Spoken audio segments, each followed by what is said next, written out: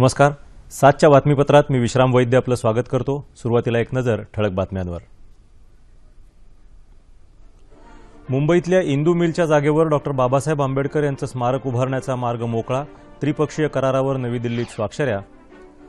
घुमान इथं भरलेल्या 88व्या अखिल भारतीय मराठी साहित्य संमेलनाचा सांगता सोहळा सुरू.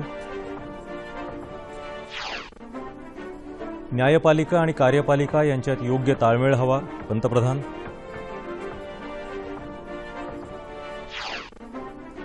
औरंगाबाद जिल्ह्यात झालेल्या रस्ता अपघातात 7 जण मृत्युमुखी, 3 जण गंभीर जखमी.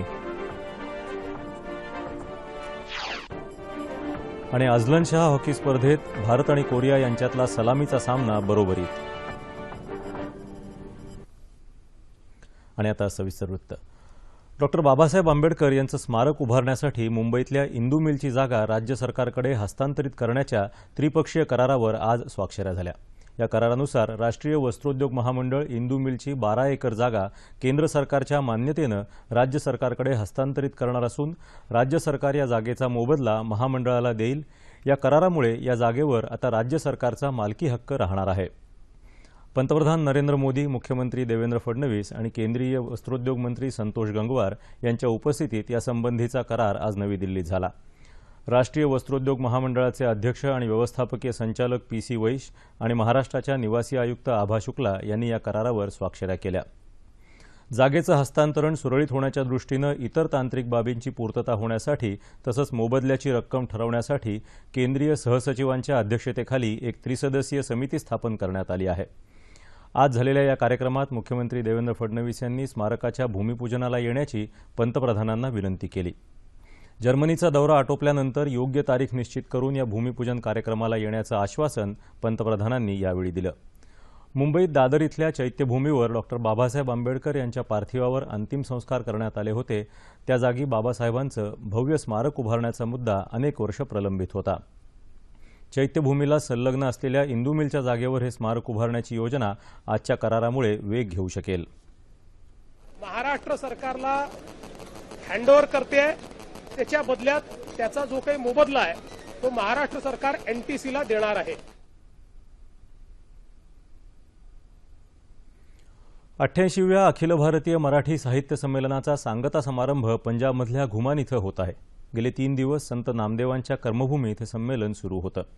आजच्या समारोपाच्या कार्यक्रमाला रेल्वे मंत्री सुरेश प्रभू, मुख्यमंत्री देवेंद्र फडणवीस, शालेय शिक्षण मंत्री विनोद तावडे, पंजाबचे उपमुख्यमंत्री सुखबीर सिंग बादल, काश्मीरी भाषेतील पहिले ज्ञानपीठ पुरस्कार विजेते लेखक रहमान राही तसंच नया जमाना या वृत्तपत्राचे संपादक जालिंदर पन्नू, संमेलनाध्यक्ष डॉक्टर सदानंद मोरे, परिषदेच्या अध्यक्षा डॉक्टर माधवी वैद्य या प्रसंगी उपस्थित आहेत. 4 ते 5 हजार मराठी आणि पंजाबी रसिक समारोपाच्या कार्यक्रमाला उपस्थित आहेत. गेले 2-3 दिवस पावसानं चाहूल दिली. महाराष्ट्रातल्या 2 साहित्यप्रेमींचा मृत्यू झाला तरीही एकूणच मराठी आणि पंजाबी संस्कृतीचा एक वेगळाच मिलाप इथं पाहायला मिळाला. साहित्य संमेलनामुळे खूप मोठ्या प्रमाणात दोन्ही संस्कृती पुन्हा नव्याने जवळ येत आहेत. आणि आताच मला पंजाबचे मुख्यमंत्री असं म्हणाले की त्यांची इच्छा अशी आहे की दरवर्षी अशा प्रकारचा कार्यक्रम या ठिकाणी व्हावा, अशा प्रकारचं त्यांनी त्या ठिकाणी इच्छा व्यक्त केलेली आहे, जी खरोखर स्वागतार्ह आहे. त्याचा निर्णय उचित वेळी करू. पण मला असं वाटतं की पंजाबने खूप चांगलं स्वागत या साहित्य संमेलनाचं या ठिकाणी केलं. साहित्य संमेलन, नाट्य संमेलन भरवण्यासाठी संबंधित पदाधिकाऱ्यांना मंत्रालयात वारंवार येण्याची गरज नाही. दरवर्षी दसऱ्याला शासकीय अनुदान त्या खात्यात जमा करणार अशी घोषणा सांस्कृतिक कार्यमंत्री विनोद तावडे यांनी या कार्यक्रमात केली. न्यायालयातल्या प्रलंबित खटल्यांच्या निपटाऱ्यासाठी एकात्मिक आणि सर्वंकष दृष्टिकोनाची गरज पंतप्रधान नरेंद्र मोदी यांनी व्यक्त केली आहे. राज्यांचे मुख्यमंत्री आणि उच्च न्यायालयाच्या मुख्य न्यायाधीशांच्या नवी दिल्लीत झालेल्या संयुक्त परिषदेत ते आज बोलत होते. सामान्य माणसाला न्याय मिळावा या दृष्टीनं न्यायदानाचं पवित्र कार्य करण्यासाठी न्यायपालिका सशक्त आणि समर्थ असायला हवी असं पंतप्रधान म्हणाले. न्यायपालिका आणि कार्यपालिका यांच्यात उत्तम ताळमेळाची गरज त्यांनी व्यक्त केली. न्यायप्रणालीचं कोणत्याही दबावाशिवाय काम केलं पाहिजे. काही वेळा कायद्याच्या मसुद्यामुळे त्याचे अनेक अर्थ लावता येतात. या पार्श्वभूमीवर कायद्याचा मसुदा तयार करताना त्यावर विशेष लक्ष देण्यावर त्यांनी भर दिला. न्यायपालिकेसाठी निर्धारित केलेला निधी खर्च करण्याबाबत पुरेसं स्वातंत्र्य या यंत्रणेला हवं असं मत सरन्यायाधीश एच.एल. दत्तू यांनी यावेळी व्यक्त केलं. प्रलंबित खटल्यांचा निपटारा करण्यासाठी अधिक न्यायाधीशांची नियुक्ती करण्याची गरज कायदा मंत्री सदानंद गौडा यांनी या परिषदेत व्यक्त केली.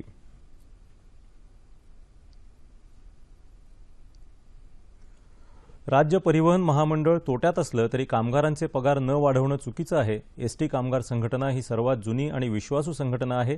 त्यामुळे याबाबत कुठलीही बोलणी करण्याआधी सरकारनं संघटनेला विश्वासात घ्यायला हवं, असं राष्ट्रवादी काँग्रेसचे अध्यक्ष शरद पवार यांनी सांगितलं. एसटी कामगारांचं 51वे राज्यव्यापी अधिवेशन आज अहमदनगरमध्ये झालं, त्यावेळी ते बोलत होते. या अधिवेशनाला राज्याचे गृहराज्यमंत्री राम शिंदे उपस्थित होते. एसटी कर्मचाऱ्यांना 7वा वेतन आयोग लागू करा, एसटीला टोलमुक्त करा या मागण्यांसह कर्मचाऱ्यांचे विविध प्रश्न यावेळी मांडण्यात आले. एसटी संघटनेला अडचण आल्यास सर्व ताकदीनं त्यांच्या पाठीशी उभं राहू आणि वेळप्रसंगी रस्त्यावर उतरू असा इशाराही पवार यांनी दिला. राज्यभरातून 50,000 कर्मचारी या अधिवेशनाला उपस्थित होते. आणि यानंतरच्या बातम्या थोड्याच वेळात.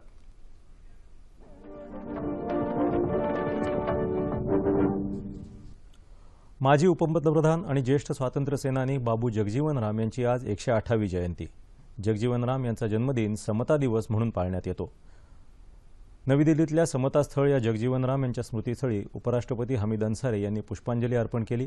जगजीवन राम यांच्या कन्या आणि माजी लोकसभा अध्यक्षा मीरा कुमार यांनीही आदरांजली वाहिली.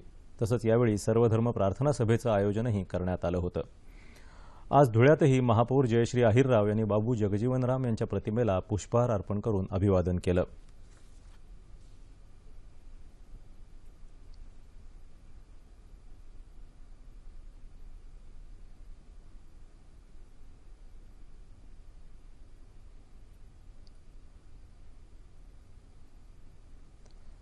येशू ख्रिस्ताच्या पुनरुत्थानाचा दिवस ईस्टर आज जगभरात साजरा होत आहे. व्हॅटिकन सिटीमध्ये पोप फ्रान्सिस यांनी ईस्टर व्हिजिल सर्व्हिसमध्ये भाविकांना आशीर्वाद दिले. रोममधल्या सेंट पीटर बॅसिलिकामध्ये झालेल्या या समारंभाला हजारो भाविक उपस्थित होते. भारतातही विविध गिरिजाघरांमध्ये ख्रिस्ती बांधव ईस्टरच्या सोहळ्यात सहभागी होत आहेत.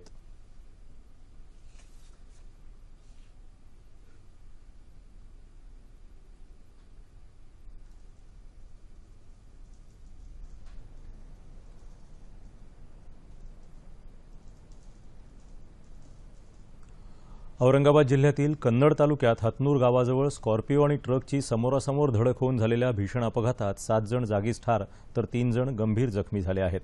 जखमींना घाटी इथल्या रुग्णालयात हलवण्यात आलं असून त्यांची प्रकृती चिंताजनक असल्याचं समजतं. मृत व्यक्ती अंधानेर गावातील रहिवासी होते आणि गोव्याला पर्यटनासाठी गेले होते. पहाटे 5:30च्या सुमाराला झालेल्या या अपघातामुळे धुळे सोलापूर महामार्गावरील वाहतूक काही काळ ठप्प झाली होती.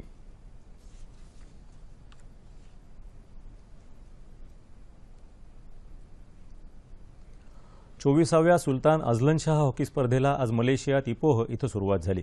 भारत आणि कोरिया यांच्यात झालेल्या सलामीचा सामना 2-2 अशा बरोबरीत सुटला. सामना सुरू होताच 10व्या मिनिटाला निक्कीन थेमय्यानं गोल करून भारताला 1-0 अशी आघाडी मिळवून दिली. बऱ्याच प्रयत्नांती 24व्या मिनिटाला पहिला गोल करण्यात कोरियाला यश आलं. त्यानंतर 49व्या मिनिटाला कोरियानं आक्रमक खेळ करत दुसरा गोल केला. मात्र खेळ संपायला 4 मिनिटं बाकी असताना भारतानं पेनल्टी कॉर्नरच्या जोरावर गोल करत कोरियाशी 2-2 अशी बरोबरी साधली.